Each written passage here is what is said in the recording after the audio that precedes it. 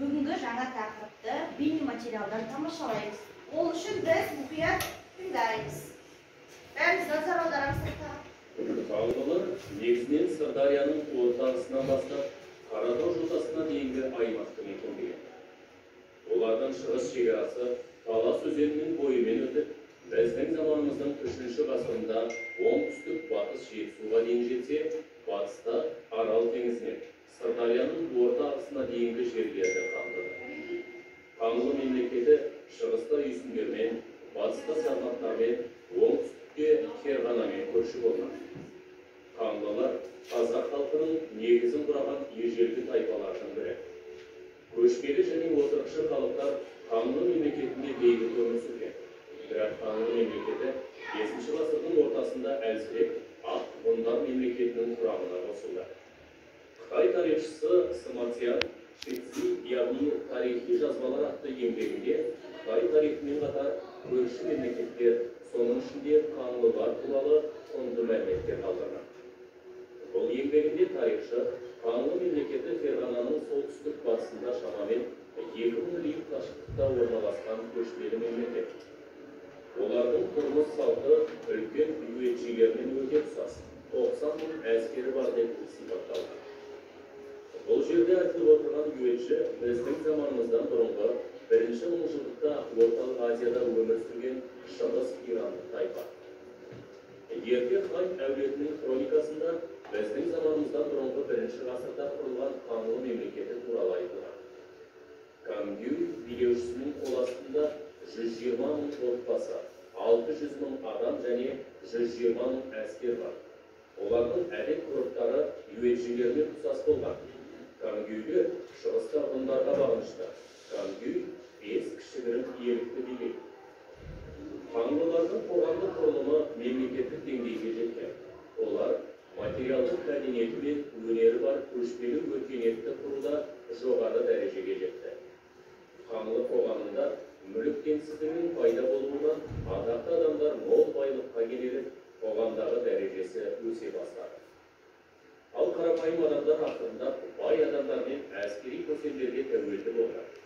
Қолдарындағы билікті пайдаланған ру басшылары мен әскери көсемдер және ақсақалдар кеңесі қарапайым халықтың өздеріне бағынышты еді, үстем тап өкілдерінің артықшылықтарын заңдастырды. Қаңлы мемлекеттің ең жоғары билеуші хан басқарып, негізгі жұмыстарды оның 3 уәзірі атқарып отыр. Қаңлы мемлекетінің астанасы Ильян қаласы болды. Қаңлы елі өз ішінен 5 иелікке бөлінген. Әр иеліктің ұлы ханға бағынышты 5 кіші ханы болған. Қаңлы тайпаларында билік әкеден балаға мирас ретінде мұраға қалып отырған. Қаңлы билеушілері қыста сырдың бойын қыстаса, жазда арқаның кең даласын жайлаған. Қаңлылар әскери одақ құрып, көрші жатқан ғұн және үйсін тайпаларымен соғыс жүргізді. Бұрын соғыс көбінесе жер үшін немесе кек алу мақсатында жүргізілсе, енді үстем тап өкілдері соғысты барымта жолымен мал жинап, тонау мақсатында пайдаланып, байлыққа кенелді. Соғыста қолға түскен тұтқындарды құл ретінде пайдаланды. Бірақ көшпелі мал шаруашылығы құл иеленушіліктің дамуы мен қалыптасуына көмек жасады. Байларға құл еңбегіне қарағанда қауым мүшесінің еңбегін пайдалану тиімді болған. Себебі құлды азық-түлікпен, киім-кешекпен қамтамасыз ету керек. Ал қауым мүшелері тамағы мен киімін өздері тапты. Құлдарды не? Жақсы оқушылар. Біз біраз мәліметтер алдық деп болады, иә? Қазір осы қараған бейнеролигіміз бойынша қазір біздер мына тапсырманы топта орындаймыз. Осы отырған топтарымызда орындаймыз. Жаңа байқасаңыздар, сіздерге айтты, Қаңлы мемлекетінің шекаралас көршілері туралы айтылды. Қазір сіздерге 3 топқа 3 карта беріледі. Соңға қазір көршілерін жаза қоясыздар. Ал соны орындай қоямыз. Топпен орындай қоямыз.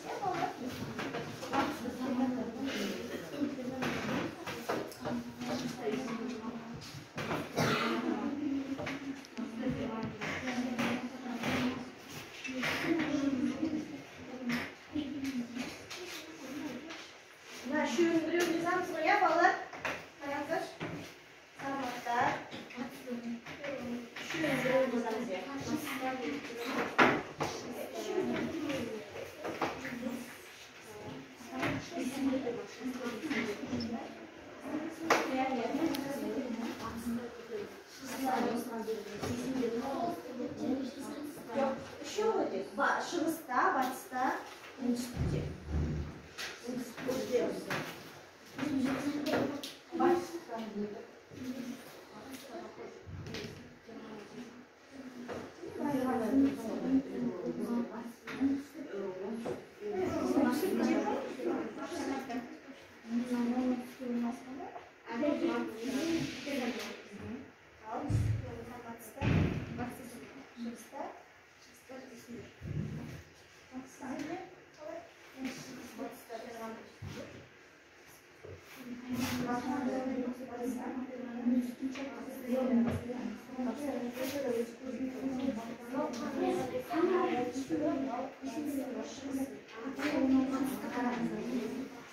Үшінші қалай болады? Жақсы, бір оқушы келіп айта қоямыз, бір оқушы ойымыздан тұрып айта қоямыз. Ал айта қоямыз. Шығыста исіндер, батыста сандырым аттар, оңтүстікте ферғана. Дұрыс па оқушылар? Екінші топ айтсын. Екінші топ айта қой.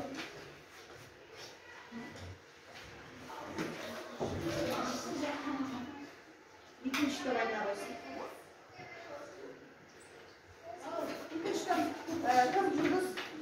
Шығыста исіндер, ал батысында сарматтар, оңтүстігінде ферғана.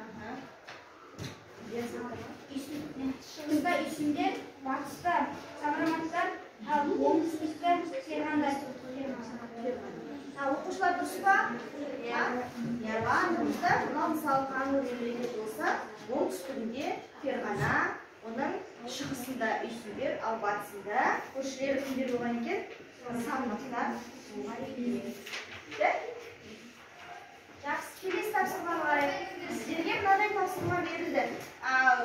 Мәлімет берілді мынадай. Байқасаңыздар, қаңлылардың қоғамдық құрылысы туралы берілді. Қаңлылардың қоғамдық құрылысы. Қазір мен сіздерге алдарыңызға постер таратайын, 3-4 таңы жоқ, кезек емес. Тақтаға назар аударайықшы. Біздер есірапты тақтада қандай тапсырма берілді? Қаңлылардың қоғамдық құрылысының сызбасын дұрыс орналастырамыз. Ол үшін сіздерге мынадай пирамида беремін. Осы пирамиданы соған орналастырамыз.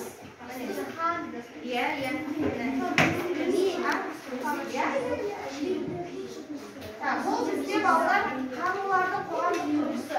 Яғни бірінші хан тұрамыз. Одан кейін кімдер тұрады? Хандар тұра ма, иә? Соны жазамыз. Екінші топ аламыз.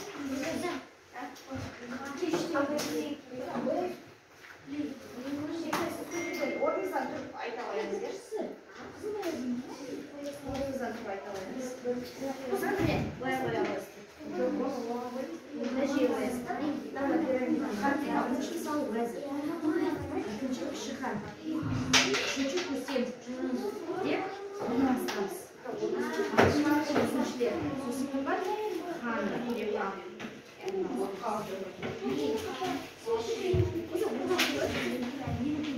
Екінші топ міне мысалға түсінікті ма, тапсырма? Міне.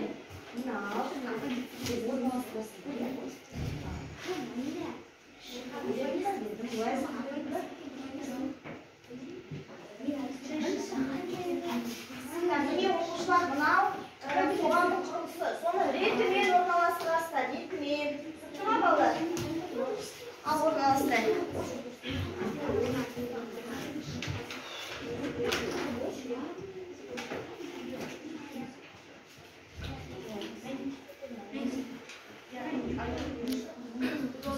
Бізде былай берілген бірінші кіші хан, уәзір, хан, көсем, малшылар, егіншілерді біз олдар үшінші топ дайын, бірінші топ дайын, екінші топ дайын болсын.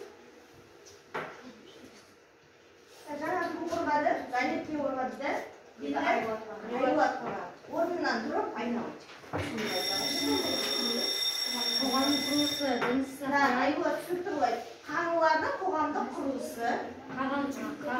қоғамдық құрылысы. Біріншісі хан, екінші уәзірлер, үшіншісі кіші хандар, төртіншісі көсемдер, бесіншісі малшылар, егіншілер. Жақсы. Үшінші топ Венера. Жаңа сен қорғадың ба? Қаңлылардың қоғамдық құрылысы. Біріншісі хан, екіншісі вәзірлер, үшіншісі кіші хандар, төртіншісі көсемдер, ал бесіншісі малшылар мен билеушілер. Жақсы. Біріншісі хан, екіншісі вәзірлер, үшіншісі кіші хандар, төртіншісі көсемдер, бесіншісі малшылар мен билеушілер. Барлығымызда солай ма? Жақсы. Өте жақсы.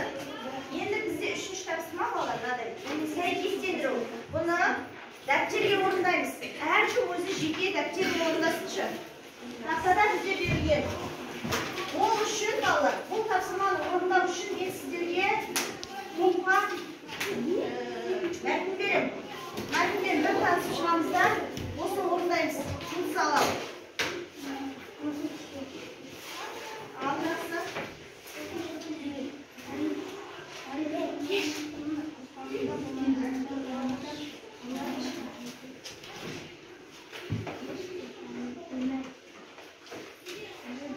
Мәтін оқышамыз.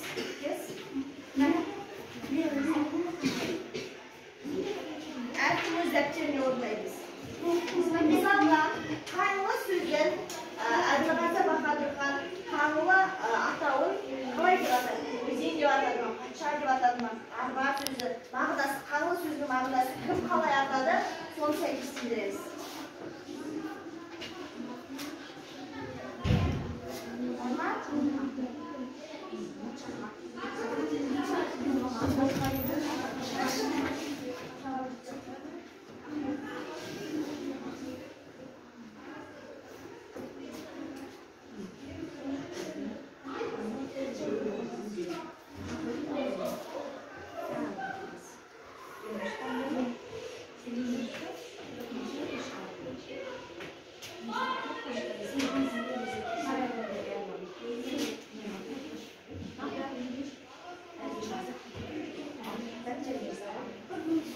Бұл топтан топ емес бізде жеке жұмыс. Қуаныштан сұрайды қазір. Күндізден сұрайды қазір. Райымнан сұрайды. Бекзаттан сұрайды қазір. Бекеттен сұрайды. Болды.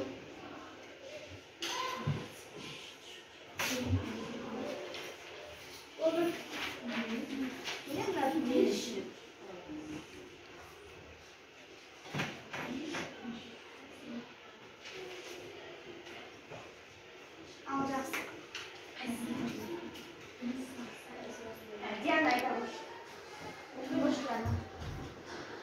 Әбілғазы Баһадүр қаңлы атауын арба деген. Махмуд Қашқари патша деп атаған. Сергей Кляшторный өзен деп атаған. Каусар Баһадүр хан арба деп атаған. Махмуд Қашқари патша деп атаған. Сергей Кляшторный өзен деп атаған. Натурда. Кім оқиды? Жас. Венера оқысын. Әбілғазы Баһадүр хан ал Махмуд Қашқари оларды патша деп атаған. Ал Сергей Кляшторный оларды өзен деп атаған. Ал тақтаға назар аударайық. Жаза алмай жатқанымыз дәптерге жазылайық. Дұрыс жауап. Әбілғазы Баһадүр хан арба деп атады. Қаңлы сөзінің мағынасы арба деп атады. Өйткені қаңлыларда жаңағы бір арбаның қам деген дауысы шыққаннан, содан қаңлы деп атап кеткен бір аңыз бар, иә? Махмуд Қашқари патшаның атауы деп атады. Қаңлы деген сөз патшаның аты деді.